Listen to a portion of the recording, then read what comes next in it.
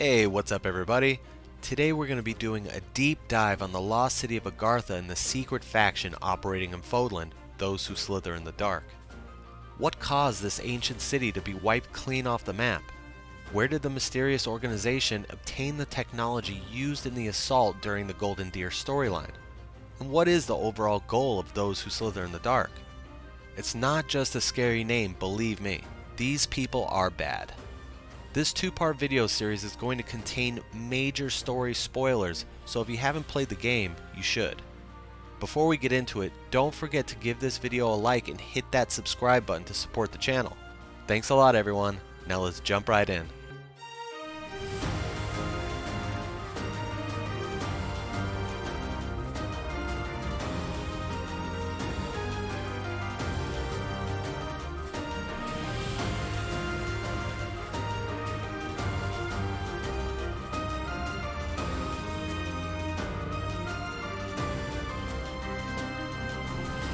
Thousands of years before the events of the game, the goddess came from a distant star to settle Fodlan. She took the form of a human and used her blood to create her family, the Nabateans.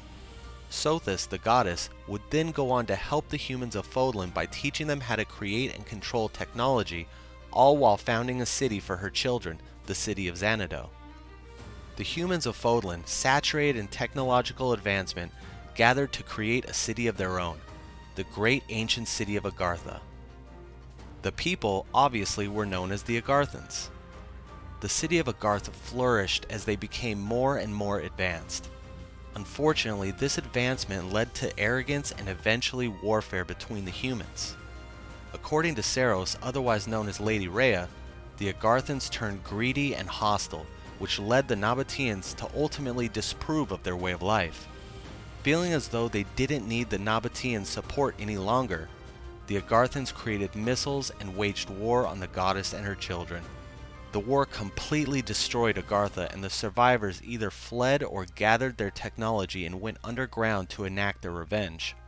It's safe to assume that any technology that saw the light of day was destroyed based on how non-advanced the inhabitants of Fodlan were, even 1,000 years later. Unfortunately for Sothis, Agartha couldn't have been completely destroyed. There must have been some place for the angry, vengeful, and bloodthirsty Agarthan survivors to hide. This place came to be known as Shambhala, and the people who inhabited it, blinded by vengeance, were known as those who slither in the dark. It is safe to assume that Shambhala was already somewhat built prior to the destruction of Agartha, because it just wouldn't be feasible for a group of survivors to drag a few missiles down into a cave and expect to get any of the old technology to work without some form of infrastructure even after 1,000 years. Shambhala was most likely Agartha's missile silos and defense headquarters, located in a secure underground bunker similar to NORAD today. From there, those who slither in the dark had a perfect hiding spot to expand their base and plot their revenge against the goddess and her children.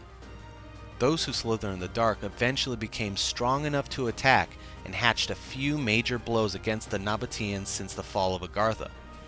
The first of which was while Sothis slept in her holy tomb to regain her strength after restoring Fodlan from the scars of war.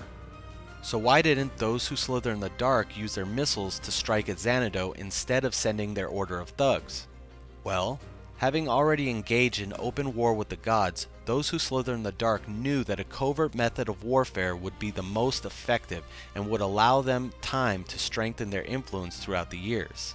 They didn't want to give up their base of operations unless it was their last-ditch effort at victory.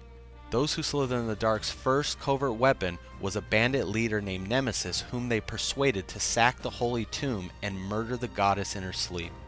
In return for his deed, Nemesis was allowed to drink the blood of Sothis and became imbued with her crest, the Crest of Flames. This allowed him to wield the Sword of the Creator and its crest stone, which was constructed from the dead corpse of Sothis. Ew. With his new acclaim for killing the progenitor god and liberating Fodlan, he grew to become the king of the north of Fodlan and appointed different warriors from other regions to become his 10 elites. I know. There were more people involved in this like Maurice and others, but to avoid confusion, we will save that for another video.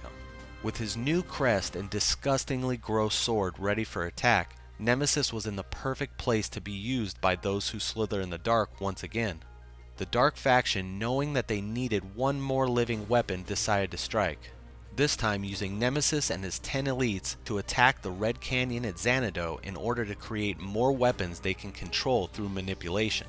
Unfortunately, many Nabateans died during the siege, and those who slither in the dark had the bodies they needed for more weapons and crest stones.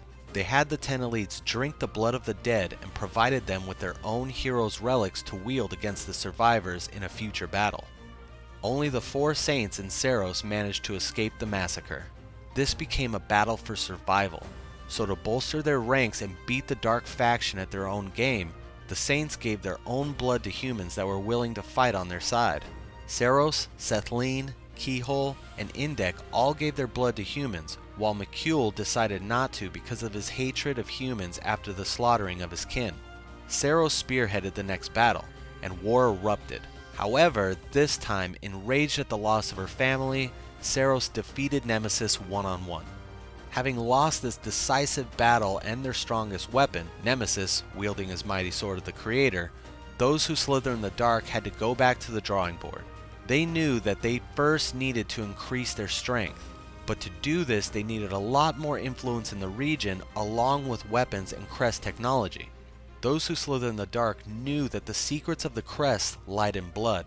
They studied the existence of the crests relentlessly and even performed blood experiments on children in order to give them 2 crests. Most of the time, however, this process killed the children. The surviving children of these experiments are easy to spot due to their platinum hair color, but have a vastly shorter lifespan. With the absence of heroes' relic weapons, most of which being passed down through the 10 elites bloodline, they turn their focus to crest stone research. They learned that humans without a crest couldn't handle being in possession of a crest stone or a hero's relic within a fixed crest stone. They would be consumed by its negative energy and would turn the crestless user into a demonic beast. While their sinister knowledge grew, their goal was clear: to wipe out any surviving Nabateans or their followers. Having lost 2 out of their 3 battles with the gods in open combat, those who slither in the dark were aware that they needed to weaken their foe before going in for the kill. They would launch their next attack with everything they had nearly 1,000 years later. But by this time, they were going to do it from the shadows. Well, that does it for part 1 of the series. Tune in next time for a breakdown of Those Who Slither in the Dark's big finale. It has a lot of moving parts and there's a lot more to go over. So if you have any questions, please let me know down in the comments. I hope you guys enjoyed it, and if you did, give this video a like, and as always, don't forget to hit the subscribe button for more dope content. Peace out, everyone.